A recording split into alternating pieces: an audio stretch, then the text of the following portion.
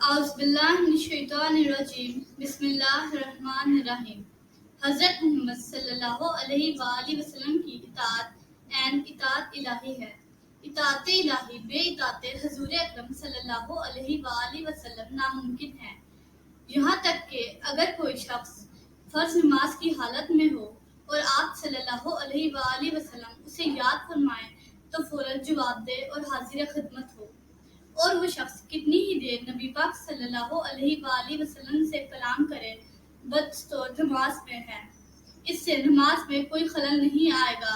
نبی پاک صلی اللہ علیہ وآلہ وسلم کی محبت ہی اصل ایمان ہے۔ جب تک حضرت محمد صلی اللہ علیہ وآلہ وسلم کی محبت ماں باپ اور اولاد اور تمام جہان سے زیادہ نہ ہو تب تک آدمی مسلمان نہیں ہو سکتا۔ آپ صلی اللہ علیہ وآلہ وسلم پر نور نے فرمایا، ہر نعمت کا دینے والا اللہ تعالیٰ ہے اور بانٹنے والا میں ہوں۔ سب سے پہلی مرتبہ نبوت پر حضرت محمد صلی اللہ علیہ وآلہ وسلم کو فائز کیا گیا، اور روز میثاق تمام انبیاء کرام علیہ السلام سے آپ صلی اللہ علیہ وآلہ وسلم پر ایمان لانے اور آپ صلی اللہ علیہ وآلہ وسلم کی نصرت کا عہد لیا گیا۔ زندگی بدل دینے والے واقعات۔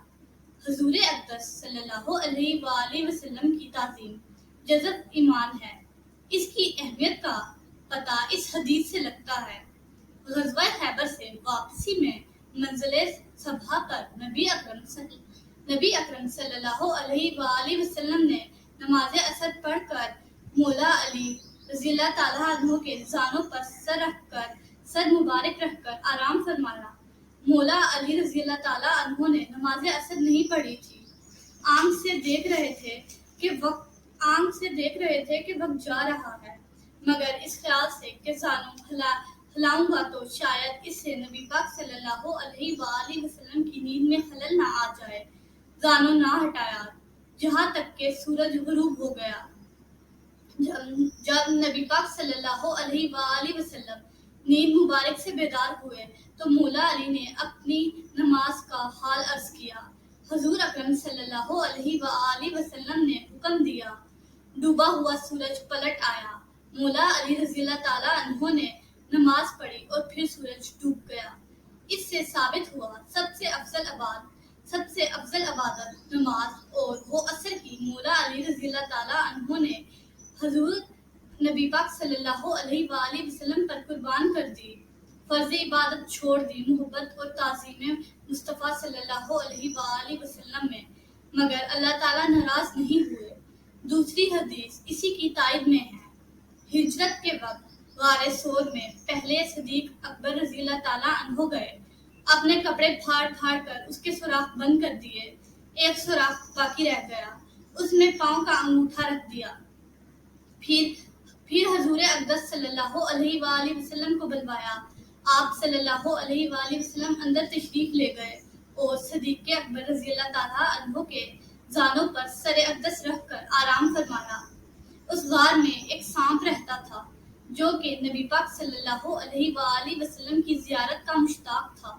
سانپ نے باہر آنے کے لیے صدیق اکبر کے پاؤں پر ٹکریں ماری۔ آپ نے پاؤں نہ ہٹایا، اس خیال سے کہ نبی پاک صلی اللہ علیہ وآلہ وسلم کی نیند میں کوئی خلل نہ آ جائے، اپنی زندگی داؤ پر لگا دی۔ جب سانپ کو رستہ نہ ملا، آخر اس نے آپ کے پاؤں پر کاٹ لیا۔ جب صدیق اکبر رضی اللہ تعالیٰ عنہ کے آنسو چہرہ انور پر گرے، چشمے مبارک کھلی، انہوں نے اپنا حال بتایا۔ حضور اکرم صلی اللہ علیہ وآلہ وسلم نے لعاب دہن لگایا، فوراً درد ختم ہو گیا۔ ہر سال وہ زہر اود کر آتا۔ 12 برس بعد اسی سے شہادت ہوئی۔ اللہ تعالیٰ کا حکم ہے، اپنی جان کی حفاظت کرنا فرض ہے، مگر صدیق اکبر رضی اللہ تعالیٰ عنہ نے محبت اور تعظیم رسول اللہ صلی اللہ علیہ وآلہ وسلم میں جان کی پرواہ نہ کی، اللہ پاک کی ناراضگی بھی نہ ہوئی۔ اب سنیے ایک اور واقعہ۔ ایک دفعہ کفار اور مسلمان کے درمیان صلح کا معاہدہ لکھا جا رہا تھا۔ معاہدے کا عنوان تھا۔ یہ معاہدہ مولا علی رضی اللہ تعالیٰ عنہ نے تحریر کیا تھا۔ جب آپ نے محمد رسول اللہ کا لفظ لکھا تو کفار نے اعتراض کیا کہ محمد نام کے ساتھ رسول اللہ نہیں لکھنا۔ مولا علی نے اس بات پر اصرار کیا، رسول اللہ صلی اللہ علیہ وآلہ وسلم کے ساتھ ضرور لکھنا ہے۔ اس بات پر جھگڑا ہو گیا اور معاہدہ رک گیا۔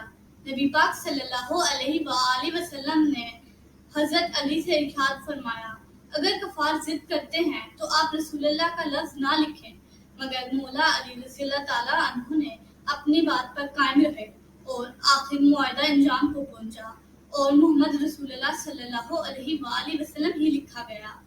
حضرت علی کی محبت رسول اللہ اور تعظیم نبی پاک صلی اللہ علیہ وآلہ وسلم نے گوارا نہ کیا کہ اکیلا محمد لکھا جائے۔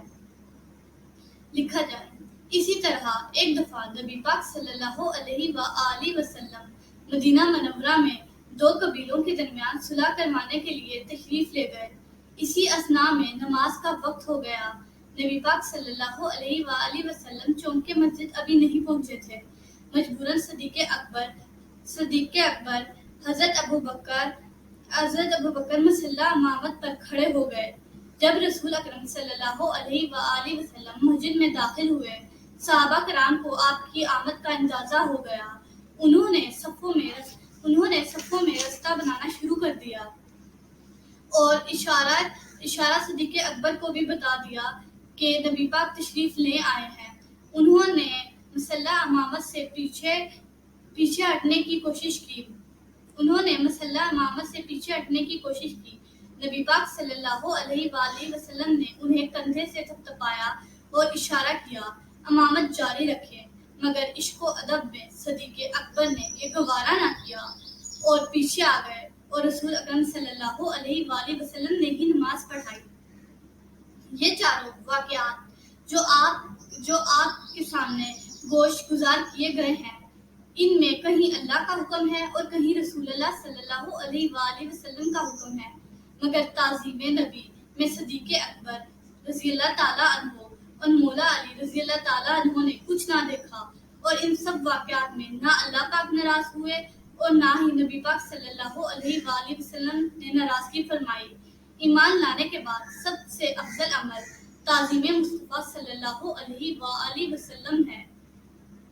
بسم اللہ الرحمن الرحیم، صلی اللہ علی حبیبہ سیدنا محمد وآلہ وصحبہ وسلم۔ اس درود پاک کے بے شمار فوائد ہیں۔ اس درود پاک کو پڑھنے والے کو دین و دنیا میں کسی چیز کی کمی نہیں رہتی۔ سکون قلب کی دولت سے مالا مال ہو جاتا ہے، دشمن دوست بن جاتا ہے۔ اگر کوئی چاہے دل کی کدورت، کینہ، دل کا میل، بغض، حسد اور اخلاق رذیلہ دور ہو جائیں تو اس درود پاک کو کثرت سے پڑھیں۔ لب سے لب مل گئے پھول سب کھل گئے، جب زباں پہ محمد کا نام آ گیا، آسمان سے درود و سلام آ گیا۔ ہمارے چینل کو لائک اور سبسکرائب کریں اور ساتھ ہی ہمارے چینل کی ویڈیوز کو دوسروں سے شیئر کریں اور بیل آئیکن کے بٹن کو پریس کریں تاکہ ہماری ہر آنے والی ویڈیو آپ تک پہنچتی رہے۔ اللہ تعالیٰ ہمارا اور آپ کا حامی و ناصر ہو۔ شکریہ۔